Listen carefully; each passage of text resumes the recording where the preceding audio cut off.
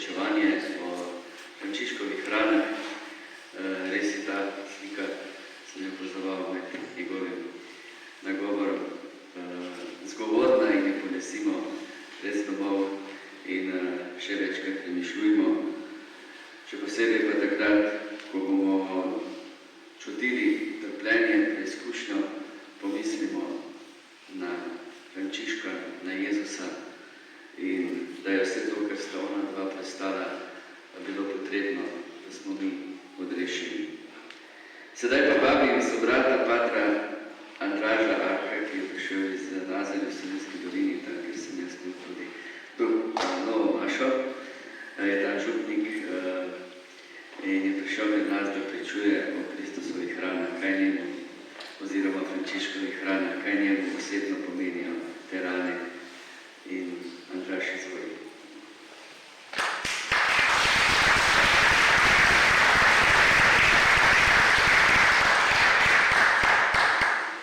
Lepo pozdravljeni, hvala lepa. Moram na začetku priznati, ko je enkrat bil pri nas na obisku pater Krizostom, rekel ti, Andraž, dej, a bi ti prišel tole, ko bomo imeli za duha Sizija pa malo, kako ti doživljaš Frančiškove rane, pa to stigmatiziranje, pa to. Sem ga malo tako po stran pogledal, v smislu, da je nekaj mehecno, zdaj kako mi je zdaj ti tle govoril o tem. On je pa tako po stran pogledal, da se nisem mogel, v smislu, ne mi dati košarce, a ne. No, tako da sem pa obljubil, da lahko pride. Rad bi začel s tem, da me je pred 20 leti temu izzval Andrej Poznič, ko me je povabil na Nikodemove večere, ko je bilo govora o paranormalnem in sem moral v bistvu se malo srečati s stigmatiziranjem oziroma prikazom stigmatiziranja v filmih, tako pri Frančišku kot pri Patru Piju. Seveda tisti, ki so hoteli ta dogodek stigmatiziranja prikazati tako, da bi zajelo bistvo, v resnici niso prikazali. In srečal potem Frančiška že samo z ranami, ki potem pripoveduje o tem. Tisti, ki so pač zašli v kič, je pač tako, kakor nekakšni osladni podobci, pa je konc koncev. Moram pa priznati, da me je od takrat naprej začelo to kljub vsemu vznemirjati, tudi kadarkoli sem bral, pa nisi bo Patru Piju ali ostalih mistikih, Magdaleni Gornik in tako, da v resnici tisti, ki prejme to vrstne mistične darove, da mora v bistvu privoliti to. Da da svoje privolitev v to.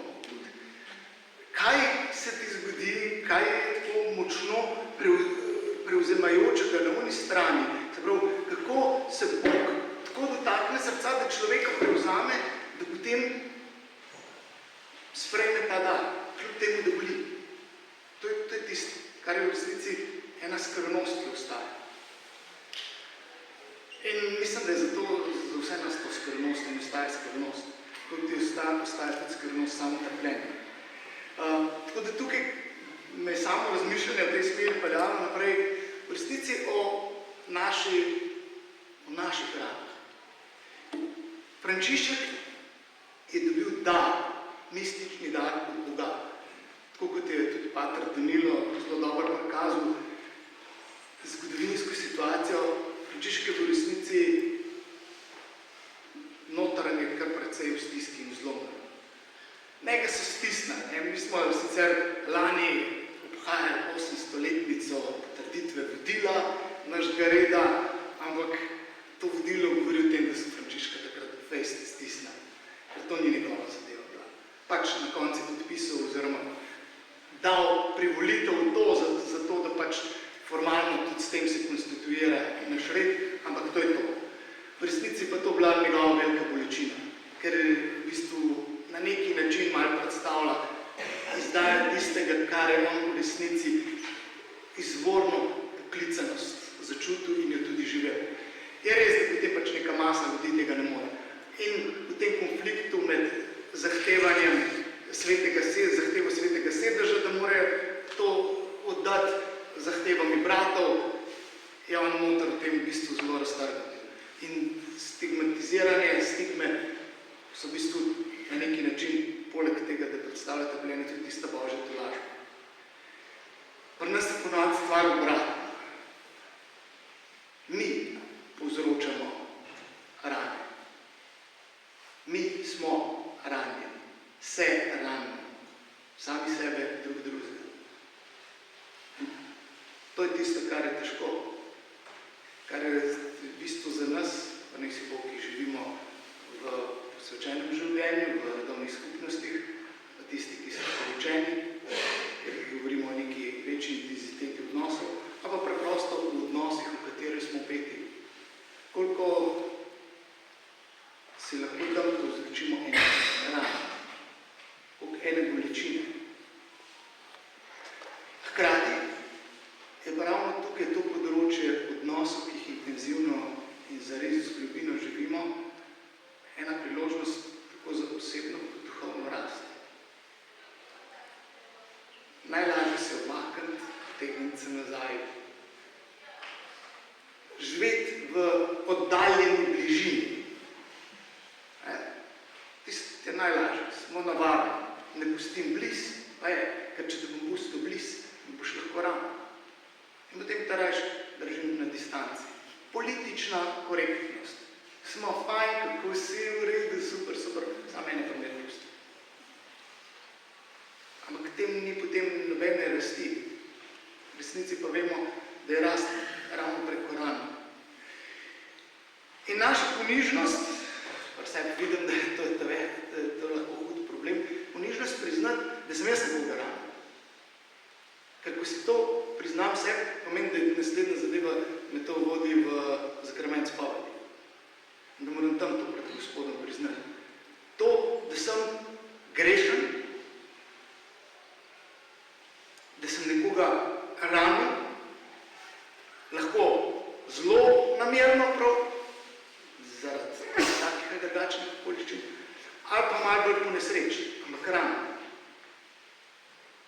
In hkrati je tudi to moja rana. In zakrament spovedi je tisti, ko to rano tudi pri meni zaceli, ki prenaša tudi neko celjenje tudi v tisti odnos, kjer se je to zgodilo. Kako živimo z ranami, ker nam jih povzročijo drugi? Kako s tem?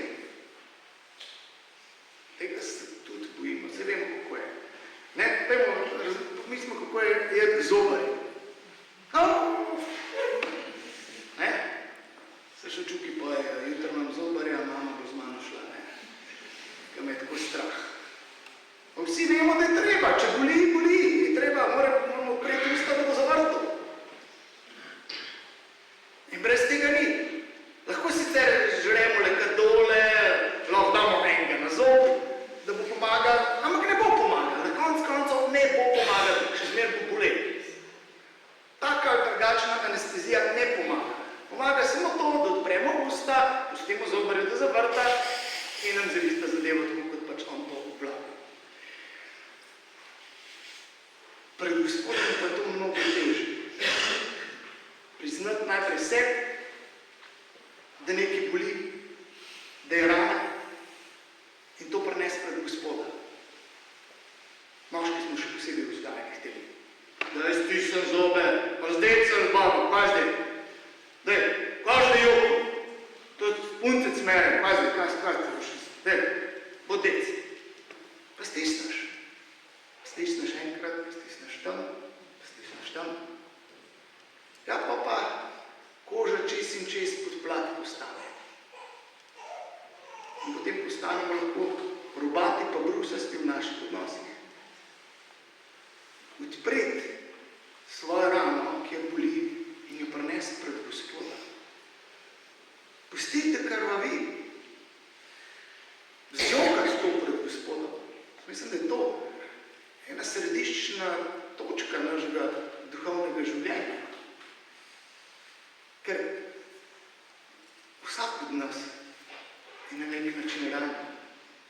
Pa lahko gledamo družinsko, nosiš vsak na belgiju, v idealnih okoliščinah gor rastu, imaš te zadeve, ki jih nosiš s sabo eno predlago, od teh zadev, ki so sprotne, se dogajajo. Ampak, a je to predmet moje molitve? A je to nekaj, kar lahko Gospoda. Jaz vem, da vsaj zase lahko rečem, da sploh še zdavč ni tako lahko to narediti. Ker greš kar stisno, pogoltno, gremo naprej. En lekadol vzel, pa bo boljš. Enega na zob dal, pa bo boljš.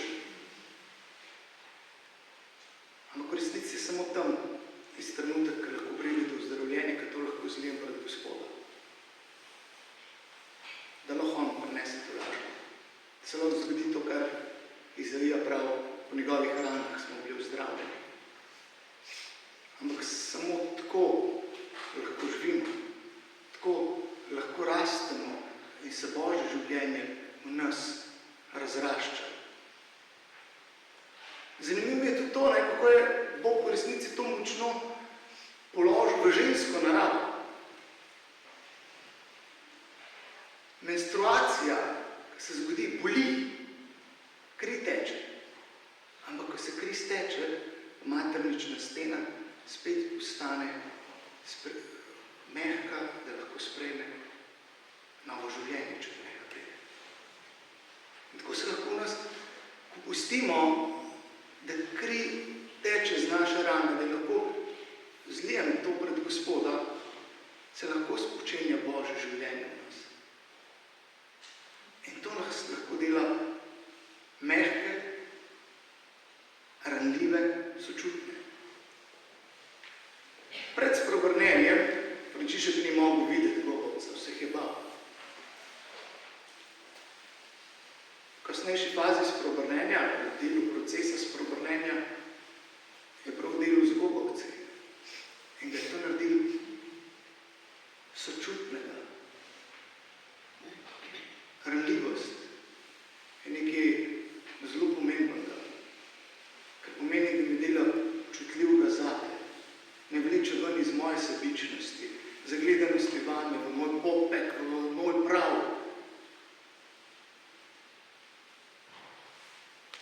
Zato biti ranljiv je nekaj, kar se mogoče najbolj pričakuje od nas, hristijanov. Ne, da smo zdaj mlafni, pa mevžesti, pa koliko, ampak ranljivost v smislu sočutnosti za drugega, da ga znam začutiti, da znam v resnici priti k drugemu. To je tisto lahko Božje. V tem smislu smo lahko poklicani, da to pot, ki hodimo za Kristusom, tudi po Frančiškovih stopinjah, da se od njega, tudi od Frančiška učimo te občutljivosti, senzibilnosti za človeka, ranljivosti. Ker če sem ranljiv, potem ga lahko začutim. Potem lahko imam odprto srce za drugega. In v tem smislu smo tisti, ki smo se Gospodu zaljubili v posvečenem življenju, še na poseben način poklicani, da pričujemo, koliko nam to raduje, pa ne, je drugo vprašanje. Ampak to je eden temeljnih namenov. Ne nas tudi premišljevanje o stigmatiziranju na laverni spodbudi k temu, da bomo tudi mi svoje rane lahko s svojimi sobrati, s svojimi sosestrami delili in živeli. Da bomo v tem smislu tudi pričevalci za Kristusa.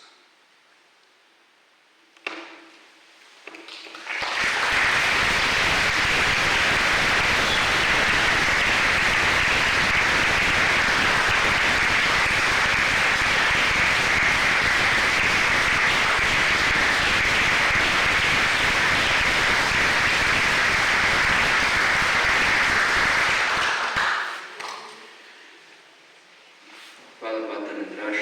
Ob tem, ko sem poslušal pričevanje sobrata, mi so prišle na misel